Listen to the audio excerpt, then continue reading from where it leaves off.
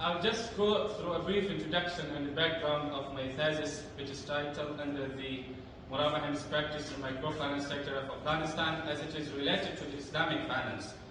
And you are well known that Islamic finance is growing globally and especially in Muslim countries. Respected that it is also practiced in some other countries where majority of the population is not Muslim. But then we will specifically focus on the financial sector of Afghanistan. And particularly we will concentrate on the microfinance sector, how it works in the geographical framework of Afghanistan. As we know that the financial structure inside Afghanistan that is characterized with different challenges and obstacles. Which I have indicated here in the slide, like structure weakness, we don't have a proper and sustainable structures.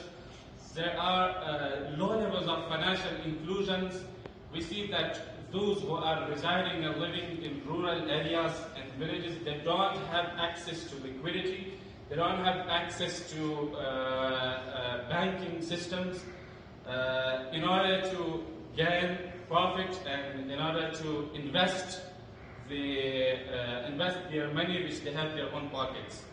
And limited modernization, because if we see, look around the world, there are different technological innovations which may have their own effect in this regard.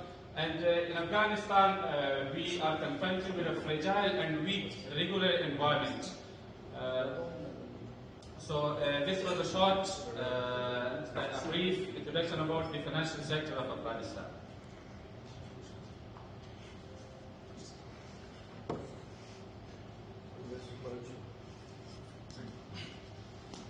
So in Afghanistan, the majority Muslim, the majority of the population are Muslims, and actually in order to uphold their